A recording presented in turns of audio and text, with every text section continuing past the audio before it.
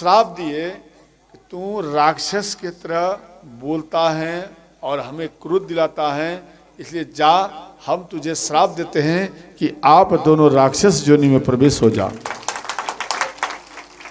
तो ध्यान देना, वही दोनों गण, भोलेनाथ के दोनों गण, वही दोनों रावण और कुंभकर्ण हुए। ये तीसरे कल्प की कथा है, समझ गए।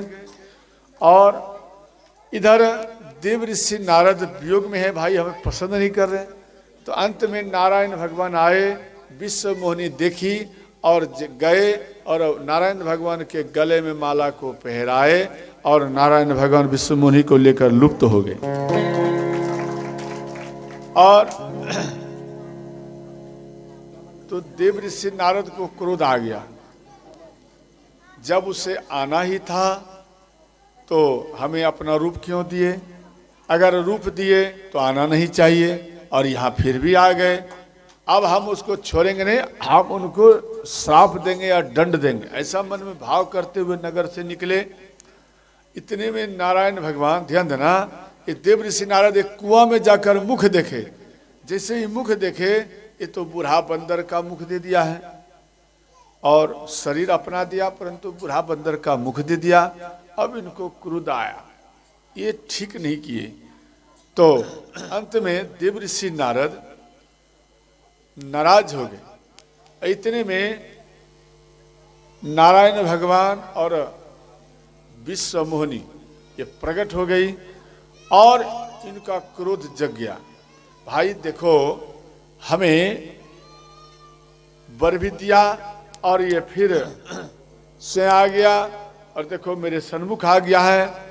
इसलिए यहाँ पर देव ऋषि नारद क्रोध में आकर के श्राप देने लगे, जे हे प्रभु, आप मेरे साथ छल किया है, इसलिए जिस प्रकार से हम स्त्री के वियोग में हम बार बार रोते हैं, हम आपको श्राप देते हैं, जे आप भी स्त्री के वियोग में रहोगे, ये मेरा श्राप है। और बूढ़ा बंदर का रूप दिया है, और आपको सहयोग के लिए यही बंदर का आपको सहयोग लेना होगा, तभी आपका कार्य में सुलभ होगा। ये मेरा श्राप है, इस प्रकार से बोले। जैसे ही यह बात बोले तो ध्यान देना, भगवान नारायण अपने माया को हटा दिए।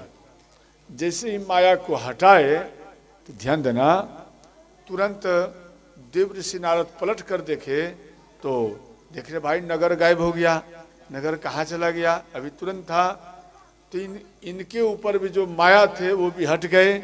तो देव ऋषि नारद फिर ये होश में आ गए और भगवान को कहने लगे, हे प्रभु,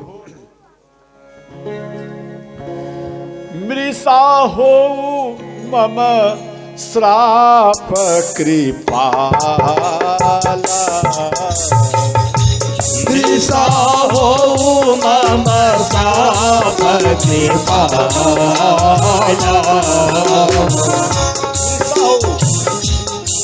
मृषा हो का अर्थ है कि हे नाथ, हम जो आपको श्राप दिए, ये श्राप आपको नहीं लगे, यानी मिथ्या हो जाए। मृषा हो मम श्राप कृपाला, मृषा हो मम श्राप कृपाला। भगवान श्री राम से नारायण भगवान हाथ जोड़ लिए और कहने लगे, मम इच्छा कहती दयाला, मम इच्छा कहती दयाला।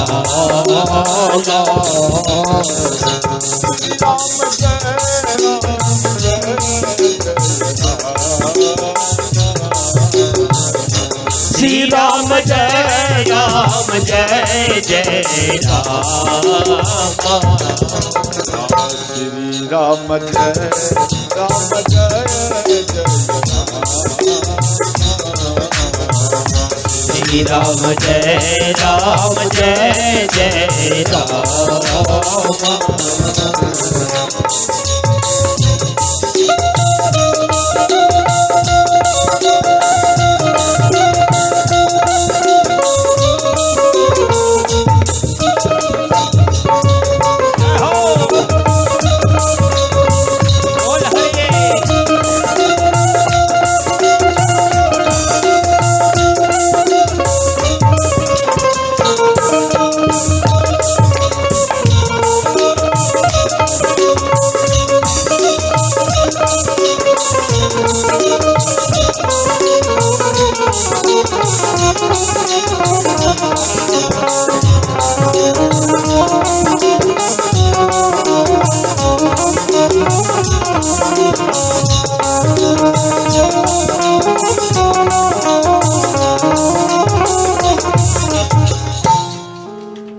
बोले काली मैया की जय हो।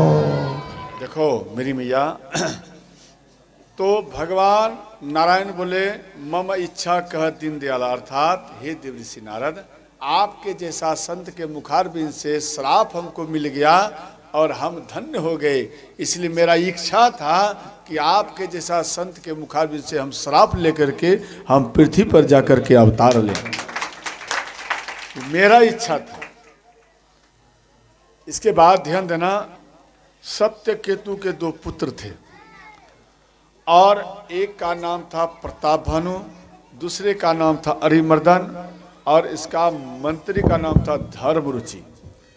तो प्रताप भानु राजा, पूरे राज्य में इनका साम्राज्य था, वर्चस्व था और पराक्रम था। एक दूसरे राजा पर अटैक कर और उनको ये हासिल कर लिया करते थे, इसलिए इनका साम्राज्य फैला हुआ था और विश्व विदित थे। तो प्रताप भानु राजा एक बार घोड़े पर सवार होकर के अपने मंत्रियों के साथ ये शिकार खेलने के लिए चले। तो एक शुक्र यानी ब्रहा का ये पीछा किए और वो कभी प्रकट हो जाए, कभी लुप्त हो जाए, कभी प्रकट हो जाए, कभी लुप्त हो जाए। तो अंत में ये भयंकर वन में इनको लेकर चले गए। इनका जितना साथी थे, मंत्री इत्यादि सब इधर उधर भटक गए। ये अकेले भयंकर ये वन में चले गए। तो विंध्याचल जब पूरे वन में चले गए श्रोताओं, तो वहां पर मन में विचार किए, भाई हम तो भयंकर वन में आ गया है, अंधेरा भी होने वाला है, हम कैसे जाएंगे ये हमको मालूम नहीं पड़ रहा है। तो अंत में एक दूसरे देश के राजा जिसके ऊपर ये आक्रमण किए थे, तो वो राजा इनके डर से भाग करके वो एक साधु का रूप धारण करके विंध्याचल पर्वत पर ये कुटिया बना करके रहने लगे, यानी कपटी मुनि। और जब रहने लगे तो उनके कुटिया पर प्रताप भानु राजा चले आए और साधु समझ करके चरण में प्रणाम किए। तो वो साधु बाबा वो कहने लगे कि आप हमें ये बताओ कि आप जो यहाँ आए हैं, चलो ठीक है, परंतु आपका क्या नाम है? तो कहने लगे मेरा नाम है धर्मरुचि, प्रताप भानु राजा के हम मंत्री हैं। तो बोले देखो आप यहाँ पर गलत बोल रहे हैं, आप धर्मरुचि नहीं, आप स्वयं प्रताप भानु राजा हो, मेरे तपस्या के बल से ये मालूम पड़ रहा है। ये बात सुन करके प्रसन्न हो गए, ये सच में त्रिकालदर्शी बाबा हैं। इसके बाद कहने लगे देखो पूरे वर्चस्व में आपका राज्य फैला हुआ है और आप हर जगह से पूर्ण हो और आपके मंत्री का नाम धर्मरुचि है, आप 2 भाई हैं अरिमर्दन और प्रताप भानु, और आपके पिता का नाम है कालकेतु।